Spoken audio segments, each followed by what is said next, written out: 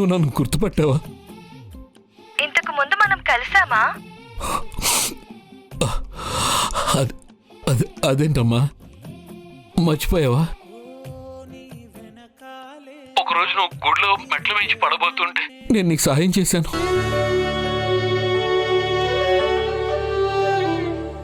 పర్వాలేదండి, మెల్లిగా వెళ్తాను. ఏంటమ్మా మరి ఇంత మొహమాటం? నువ్వు నా కూతురు లాంటి దానివి, నేను చూస్తాను.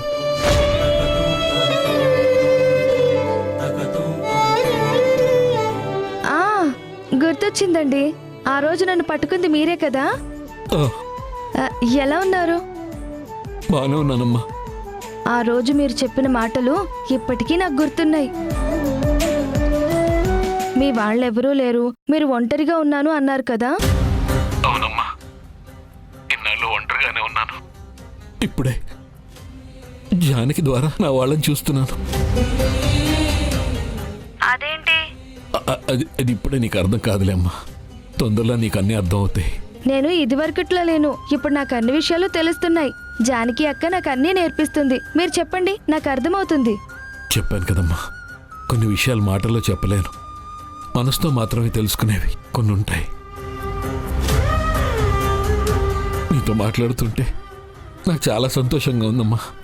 నాకు కూడా మిమ్మల్ని చూస్తూ ఉంటే ఏదో తెలియని సంతోషంగానే ఉంది. మనకింతకు ముందు పరిచయం లేకపోయినా అలా ఎలా అనిపిస్తుంది?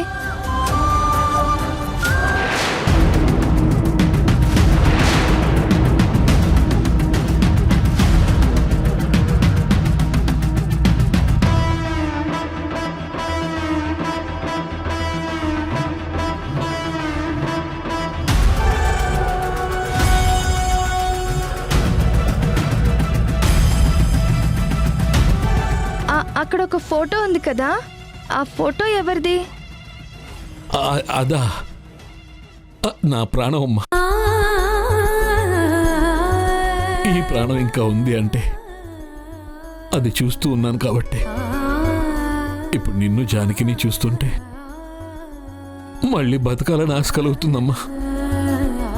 మీరు మాట్లాడుతూ ఉంటే ఏదో తెలియని ఫీలింగ్ కలుగుతుందండి, కానీ అందులో మాటే అర్థం కావడం లేదు.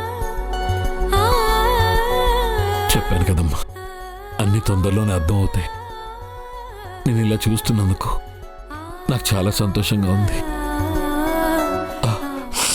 అన్నట్టు నిన్నంతా బాగా ఆడుకున్నట్టున్నావు. ఆ సంగతి మీకెలా తెలుసు? నేనే చెప్పాను. నిన్ను మనం ఎంత హ్యాపీగా ఉన్నామో మా ఫ్రెండ్కి చెప్పాను. తను కూడా ఎంతో హ్యాపీగా ఫీల్ అయి నీతో మాట్లాడతానన్నారు. అందుకే వీడియో కాల్ చేశాను.